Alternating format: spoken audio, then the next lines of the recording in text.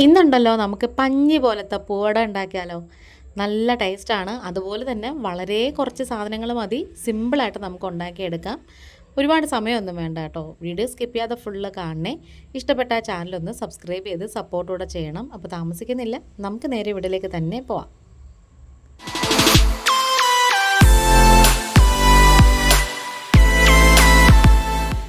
ഈ ഒരു അട ഉണ്ടാക്കാൻ വേണ്ടി ചെറിയൊരു തേങ്ങയുടെ അരമുറി എടുത്തിട്ടുണ്ട്. അതുപോലെ തന്നെ എൻ്റെ ഈ കൈയുടെ 2 കൈ അവലുണ്ടല്ലോ, മട്ട അവൽ, അത് എടുത്തിട്ടുണ്ട്. പിന്നെ മധുരത്തിന് വേണ്ടിയിട്ട് ശർക്കര ഉരുക്കിയിട്ട് അരിച്ചൊന്നും അല്ല ഒഴിക്കുന്നത്, ശർക്കര പൊടിയുണ്ടല്ലോ അതാണ് ഇട്ട് കൊടുക്കുന്നത്. അതാകുമ്പം അഴുക്കൊന്നുമില്ല, പെട്ടെന്ന് നമുക്ക് ഉപയോഗിക്കുകയും ചെയ്യാം. അപ്പം ഈ അവലൊന്ന് കുതിർന്ന് കിട്ടാൻ വേണ്ടിയിട്ട് കുറച്ച് വെള്ളം ഒന്ന് ഒഴിച്ചിട്ടൊന്ന് മിക്സ് ചെയ്തിട്ടൊന്ന് തട്ടിപ്പൊത്തിയൊക്കെ വെക്കണം.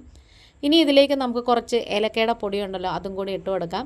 പിന്നെ ഒരു ഏത്തപ്പഴം 4ആയിട്ട് ഇങ്ങനെ കീറിയിട്ട് അത് ചെറിയ ചെറിയ കഷ്ണങ്ങളായിട്ട് നുറുക്കി ഇട്ട് കൊടുക്കുവാണേ. പിന്നെ ഈ ഏത്തപ്പഴത്തിൻ്റെ നനവും എല്ലാം കൂടെ ആകുമ്പോഴത്തേക്കും അവൽ ഒന്നും കൂടി നന്നായിട്ട് കുതിർന്ന് നല്ല സെറ്റായിട്ട് വന്നോളേ. ഇനി ഇതിപ്പോൾ എല്ലാം കൂടി ചേർത്ത് നന്നായിട്ട് ഇങ്ങനെ കുഴച്ച് പരുവപ്പെടുത്തി ഒന്ന് തട്ടിപ്പൊത്തി ഒരു 10 മിനിറ്റൊക്കെ ഒന്ന് അടച്ച് വെച്ചിരുന്നാൽ മതി. നമ്മുടെ ഈ മാവ് സെറ്റാക്കുന്ന ആ ഒരു സമയം വരെ ഒന്ന് അടച്ച് വെച്ചിരുന്നാൽ മതി. ഇതിലേക്ക് ഒരു ഇച്ചിരി നെയ്യും കൂടി ചേർത്ത് കൊടുത്താലും നല്ലൊരു ഫ്ലേവർ കിട്ടും. നെയ്യ് ഞാൻ ഉരുക്കിയിട്ടില്ലായിരുന്നു, അപ്പം എന്നാലും ചെറിയൊരു കട്ടിയുണ്ട്, കുഴപ്പമില്ല, നമ്മൾ കുഴയ്ക്കുമ്പോഴത്തേക്കും കറക്റ്റായിട്ട് വന്നോളും. അങ്ങനത്തെ ഇതെല്ലാം കൂടി ചേർത്ത് കുഴച്ച് പരുവപ്പെടുത്തി വെച്ചിട്ടുണ്ട്. ഇതിങ്ങനെ തന്നെ കഴിക്കാൻ നല്ല ടേസ്റ്റാണ്, കുട്ടികൾക്കൊക്കെ കൊടുക്കുകയാണെങ്കിൽ ഭയങ്കര ഇഷ്ടമാവും കേട്ടോ. അങ്ങനത്തെ ഞാൻ മാവ് കുഴയ്ക്കാൻ വേണ്ടിയിട്ട് ചെറിയൊരു പാത്രം എടുത്തിട്ടുണ്ട്. അതിലേക്ക് മൈദയാണ് ചേർത്ത് കൊടുക്കുന്നത്. അതിപ്പം ഏകദേശം ഒരു 4-4.5 തവിയോളം എടുത്തിട്ടുണ്ട്. മൈദ ഒട്ടും ഹെൽത്തി അല്ല എന്നൊക്കെ തോന്നും, പക്ഷെ നമ്മളിത് എപ്പോഴും കഴിക്കുന്നതല്ലല്ലോ, വല്ലപ്പോഴും ഒരിക്കലല്ലേ കഴിക്കുന്നത്. ഇതിലേക്ക് ഒരു നുള്ളു ഉപ്പും കൂടി ചേർത്ത് കൊടുക്കാം. ഒന്ന് മിക്സ് ചെയ്തതിന് ശേഷം ബാറ്റർ ആക്കാൻ വേണ്ടിയിട്ട് വെള്ളം ഒഴിച്ച് കുഴച്ച് എടുക്കാമേ. കുറച്ചായിട്ട് വെള്ളം ഒഴിച്ച് വേണം നമ്മളിത് കുഴയ്ക്കാനായിട്ട്. ആദ്യമേ നമ്മൾ മൊത്തം വെള്ളം ഒഴിച്ച് കഴിഞ്ഞാൽ ഇത് കട്ട കെട്ടി കിടക്കത്തേ ഉള്ളൂ. അപ്പം കുറേശ്ശെ വെള്ളം ഒഴിച്ചിട്ട് നന്നായിട്ട് ഇങ്ങനെ ഒന്ന് ഉടച്ചുടച്ച്, അല്ലെങ്കിൽ ഒരു വിസ്കോ അല്ലെങ്കിൽ ഫോർക്കോ കൂടെ എടുക്കുകയാണെന്നുണ്ടെങ്കിൽ കുറച്ചും കൂടെ പെട്ടെന്ന് ഇങ്ങനെ ആയി കിട്ടും. ഇനി ഇതിൻ്റെ ഒരു കൺസിസ്റ്റൻസി എന്ന് പറയുന്നത് ഒരു ദോശമാവിൻ്റെയൊക്കെ ഒരു പരുവമാണേ. അങ്ങനത്തെ ഞാനിവിടെ വാഴയിലയൊക്കെ വാട്ടിയെടുത്തിട്ടുണ്ട്.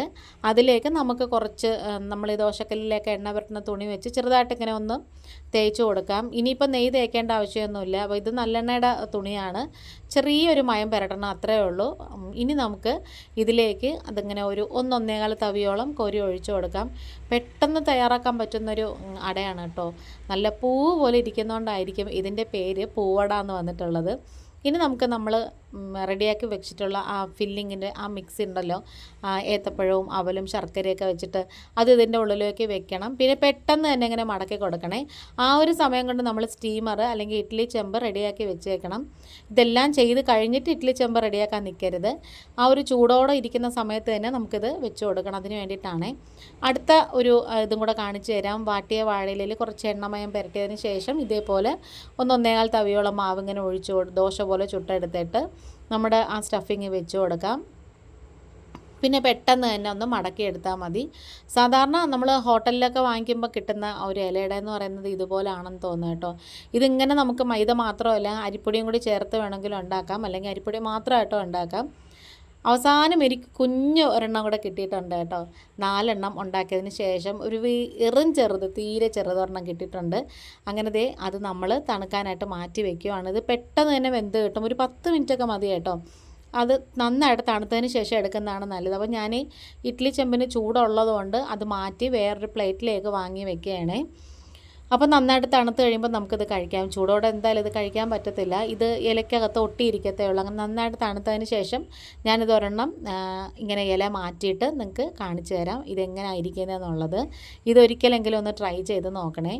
ഇനി സ്പൈസിയാണ് ഇഷ്ടമാണെന്നുണ്ടെങ്കിൽ ഇതിൻ്റെ സ്റ്റഫിങ്ങിന് നമുക്ക് എന്തെങ്കിലും സ്പൈസി ആയിട്ടുള്ള വെച്ച് കൊടുത്താലും മതി. അങ്ങനത്തെ നമ്മുടെ കിടിലൻ അട ഇവിടെ റെഡി ആയിട്ടുണ്ട്. പെട്ടെന്ന് തന്നെ റെഡിയാക്കാം. വീഡിയോ ഇഷ്ടപ്പെട്ടാൽ നിങ്ങളുടെ ഫ്രണ്ട്സ് ആൻഡ് ഫാമിലിക്ക് ഒന്ന് ഷെയർ ചെയ്ത് കൊടുക്കണേ. നമ്മുടെ ഈ ചാനലിൽ കുറേ നല്ല റെസിപ്പീസും വ്ളോഗ്സും ഒക്കെ ഇട്ടിട്ടുണ്ട്. കാണാത്തവരുണ്ടെങ്കിൽ ഒന്ന് പോയി കണ്ടിട്ട് സപ്പോർട്ട് ചെയ്യണം. നല്ല പഞ്ഞി പോലെ ഇരിക്കുന്ന നല്ല ഒരു എടുക്കുമ്പോൾ തന്നെ നമുക്ക് മനസ്സിലാവും ആ അവലും ശർക്കരയും ഏത്തപ്പഴമൊക്കെ വെച്ചേക്കുന്നതുകൊണ്ട് നല്ല ടേസ്റ്റാണത് കഴിക്കാനും. വീഡിയോ വൈൻഡപ്പ് ചെയ്യാറായി. ഇന്നിപ്പോൾ ഇത്രയേ ഉള്ളൂ. വീണ്ടും വരാം. Thanks for watching.